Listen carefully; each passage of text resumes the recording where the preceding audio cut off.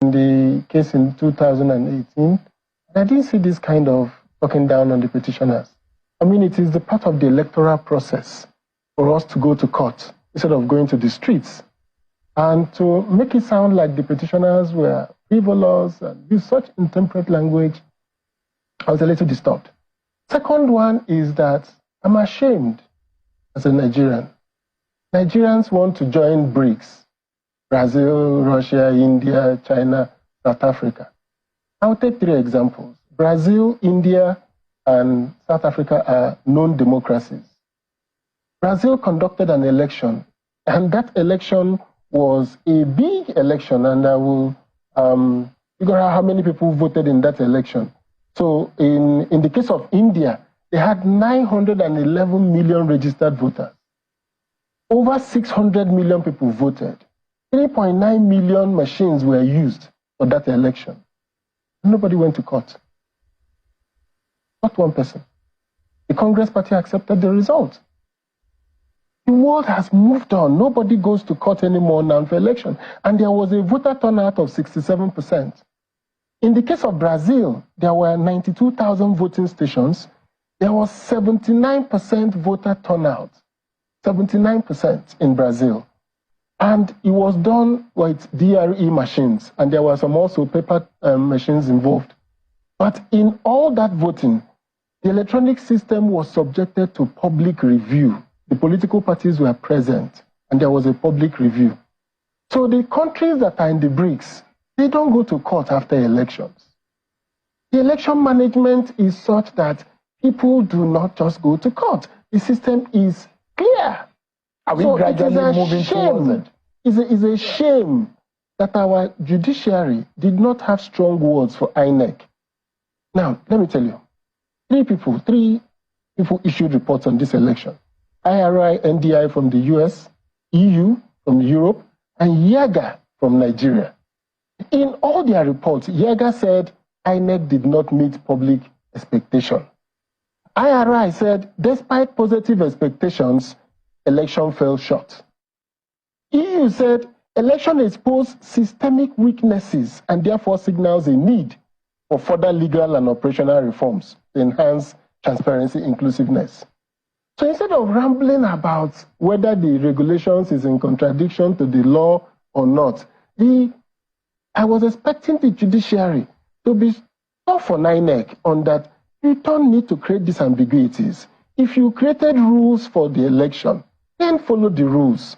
It shouldn't be their headache whether it was the act said so or not.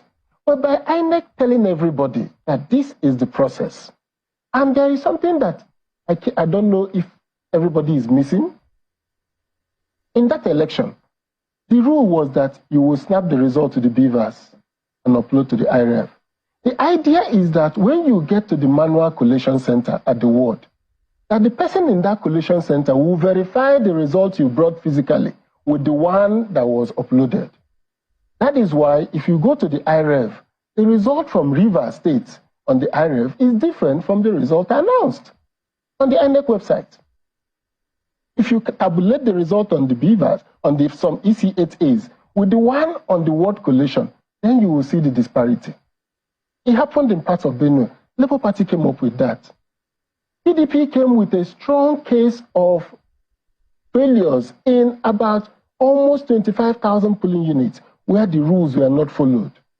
We listed those places and we came with an expert witness who tendered them. The court said no, that the expert witness, we should have put his witness statement on oath in the petition when we were sending in the petition.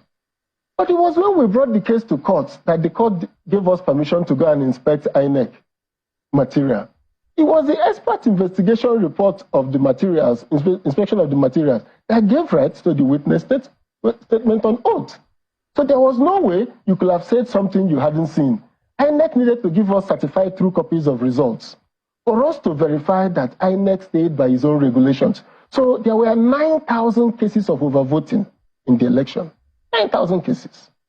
There were almost 15,000 cases of where the INEC presiding officers did not follow the rules. As identified by the PDP. As identified by the PDP. How so the PDP was find it difficult in the eye of this very trial court, yes, to prove this case with evidence. So we came with an expert witness, but they said that the expert witness ought to have been put as part of the petition, the witness on oath. We subpoenaed him because we couldn't have done that without the man having to review the work of INEC. And we got only the power to review when the case started. So we couldn't have joined that with our petition. One will imagine that there are copies of the results, yes, in several copies. Yes. The one for the agents, the INEC, and, yes, all what have you. Yes. And the PDP agents privy to the copies, or don't they have the copies? Yes, we have the copies. Yes, that is the position of the court. Yes, that you should have come forward with, prove your evidence with the one that you have and the one that you're disputing. Correct. The one we're disputing is the one that INEC certified. So we needed to see the INEC certified to be sure that what our agents are showing us is correct. It is upon comparing the two that we're able to make a case and say, yes, this is consistent. Doesn't it make sense? The ones our agents have are duplicate copies. So sometimes it's not very clear. But when you get the INEC certified copy, then you can see whether it was not stamped, it was not signed, it was the number of... But when you deny that access? So we got that access, and it is based on that access, after the petition has started, that the expert witness made his case and was subpoenaed to come and tender it. Because, and I don't want to quarrel with the judiciary on this. I think that it is their right to interpret the law as they deem fit. But my point is the wider issue of the disgrace that Nigeria suffers. The process of going to court, it looks to me like two institutions don't want our elections to go well. The first institution is INEC. INEC is a monumental disgrace. INEC is an organization that I'm ashamed of to associate as a Nigerian. Because the promises INEC made, the promises they made with Anambra election, the Ekiti election, the Osun election. I came on this year program and called for a third-party verification of the INEC system so that we are sure that on an election day, that what is going to happen that day will not lead to a glitch. On election day, INEC said there was a glitch. When they did a mock election, they did it only in 463 or so polling units. That was small. The EU report pointed out that INEC did not test this system for a large-scale election like it did. But despite not testing the system, it's a shame that INEC goes to court to question whether not complying with its regulations is a fact, doesn't make it a ground to cancel an election. What is important in Nigeria going forward is that we have elections, like I cited. Why do we want to be amongst the BRICS if we can't conduct a simple election? India, 900 million people, and they conducted. Indonesia, 190 million registered voters, and they conduct elections. I mean, you imagine that from your summation, yes, that the election of 2023, the presidential election, was a sham. A joke. Okay. Because let me tell you, the votings happened at the polling unit. There were people inferred that if we had seen the results from the polling unit and they went to collation and collated what we saw on the polling unit, I can bet you nobody will be in court. And it is possible President Tinubu will have won. It's possible. So you don't believe in one? So it's possible. But if you go by the allegations we made about the disparities in the election, then he didn't win. Okay. So I'd like to ask you, do you believe in the 6.984520 million votes that Atiku Abubakar got? If I say if I believe or not, will mean that I need to start substantiating them. So the question I'm asking is that Atiku Abubakar won in Osun State. Yes. Atiku Abubakar won in Adamawa State. Yes. But those fraudulently won too. Okay, let me tell you what the problem is. The problem is not winning. I didn't think that APC will not win 30% of the votes cast or something to that effect. Well, what you see is that you go to a state like Kebbi, Atiku Abubakar comes first, and by the time the collation is finished, the difference between him and Tinubu reduces to 10,000, 15,000 votes. So the problem was not in who won a state. It is in the differential, how the results were added to cause a reduced differential in votes. So the issue is not about winning. You see, it's deceptive. Let me take the Southeast, for instance. Peter Obi won the Southeast outrightly. And let me tell you why he did so.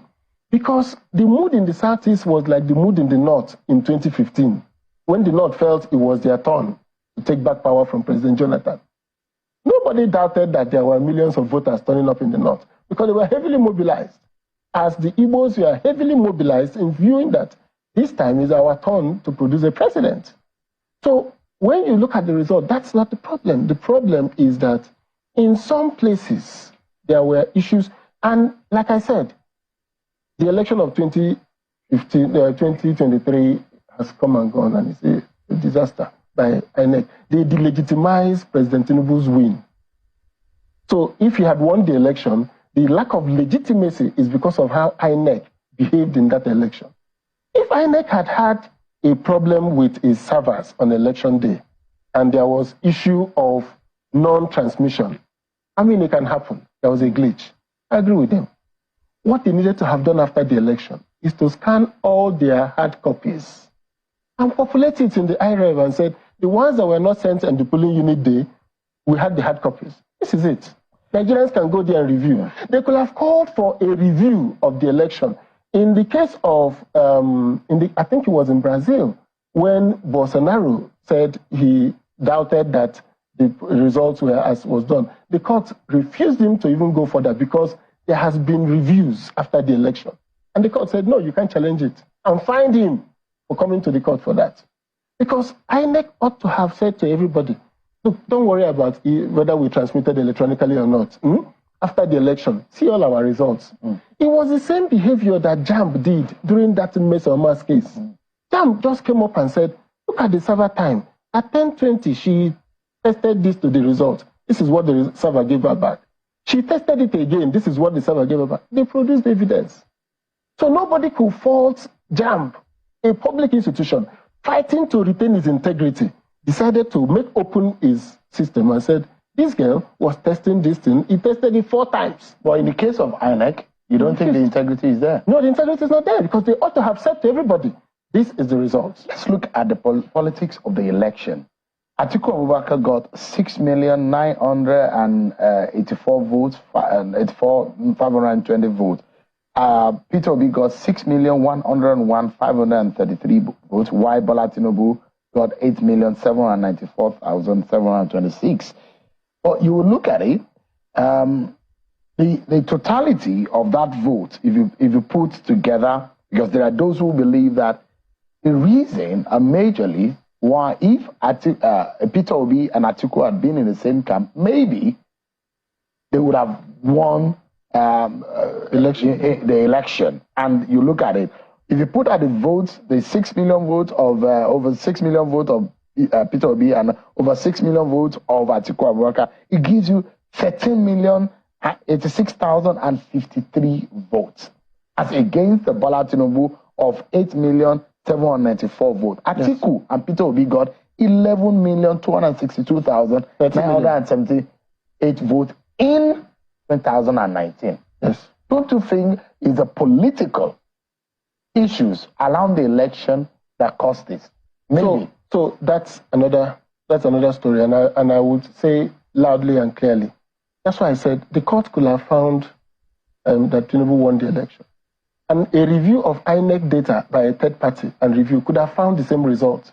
But I'm saying by putting this aura of infamy around the election, of misbehavior, what you have done is that they have delegitimized the election, because the point you're making is a very strong point.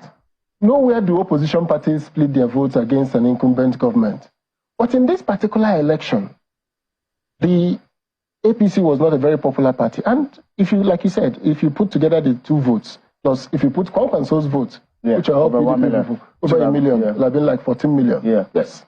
So, but the question remains that what INEC did on the election day, which is why I'm holding them responsible, will have made it that nobody will have gone to court. If they have just said, hey guys, no problem, everybody, here are our results. Because like you said, this 8 million here, That's it. See how it came about. But we know that there was a case like Rivers State, where what was done in the polling unit was not what was reported. A case like Benue, where what was done was not what was reported. A case like the PDP brought, where there were about 25,000 polling units, where there were infractions of various types. Now, whether those infractions will substantially change the result of the election, we will not know unless we did that tabulation. And that tabulation will have been easy for INEC to have just said. Where do we go from here? Yes, where we go from here. I think there are three important issues. One is that I'm going to campaign seriously for a constitutional amendment that requires us not to swear in, to finish court cases before the swearing in of a president. I think it delegitimizes presidents when they are in office, making decisions, and they are subject of election petitions. I don't think it is good for Nigeria. I think we need to do that. And that means that we should take presidential cases straight to the highest court. In the case of Brazil, I find an interesting phenomenon. The election, they have an election court, which at the beginning of an election, the justices of the Supreme Court, Court of Appeal, and the Federal High Court elect two judges, justices from there to that court, and the president nominates 2 lawyers who are not judges to be in the panel, so that everybody sees the transparency of what was done. The kind of unanimous judgments we are getting today in Nigeria is disturbing, because under Buhari and Obasanjo, always had 2-1, 3-1, 4-2, 5-2. Reason, judges who believe in substantive justice, who don't believe in procedural, that we should use procedure to damage justice, have come out like Oguntade to say that he thinks Buhari won the election because of this substantial non-compliance. But the majority had their way. We've had somebody like the former High Ambassador to Washington, who said that the 2003 election falls short of all expectations. So the nature of our justice system now makes it that I think we should have a special court for election petitions. And I think at the highest court of the land, we should determine who is president before swearing in. Second one, I think that being president with 33% of the votes in a multi-party election is a little disturbing. It doesn't give you a strong mandate. So I think we should put that 50% clause in our constitution. After the first election, the two top candidates will go out to get 50%. The reason being, it will force us at that time to vote against our ethnic divisions. We must choose of the two that we're seeing. So I think we need to put that. The third one is that I think that the Electoral Act, since the courts always rely on the Electoral Act, I think we need to annex what is in the INEC guideline into the Electoral Act. Both the EU, IRI, and YAGA talks about ambiguities in the Electoral Act.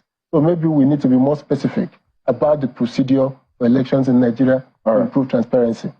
Finally, I think that it's a sad and shameful thing for Nigeria, after 24 years of democracy, to still be going through this type of process. Where I would like us to anchor is about the state of your party and what is going on. I mean, there are those who also make inference that the situation in the PDP also calls for some kind of introspection. And I'd like you to listen to this. This is the FCT minister asking for this from the leadership of the party. Take a listen to him. Let me tell you this. How would PDP have won the election when you fail to consider the mood of the nation at that time? How would they have won the election? Look at the areas that PDP didn't win. Well, what happened? Because of arrogance, because of greed, because of impunity. If PDP had done what they're supposed to do, then you would have thought about that. Not because of some of you who worked against Not some of us who feel that there should be equity, there should be justice, there should be fairness. And that's why I'm calling the National Working Committee. They should, with all matter of urgency, suspend the presidential candidate, suspend people like Abun Tabor, suspend people like Sule from the party, so they can rebuild the party. We have 30 seconds to close. I'd like to get your comment in how the PDP can move forward from here, gleaning from what Mr. Nyesom Wike said. Well, PDP is a party that, like you said, needs introspection. And that introspection is going on. That thinking is going on. We lost our base in the election, Southeast. We had issues with our governors, and we had challenges. I will not want to respond directly to what the FCT minister is saying, but for me as a PDP member, what he calls for is that we can remake ourselves. And that remaking of PDP means that we must look at the time of the day. The demographics of Nigeria has changed. The PDP that won elections 1999 to 2011 is not the PDP of today. The demographics of Nigeria has changed. People have forgotten our days in office. People have forgotten the great strides PDP made in moving Nigeria from a 3 billion foreign reserve country to 67 billion. People have forgotten the 7% growth in the economy that PDP did. People have forgotten that EFCC, ICPC was done by PDP. So where we are now is to remodel PDP to appeal to the demographics that has been loyal to PDP for the years.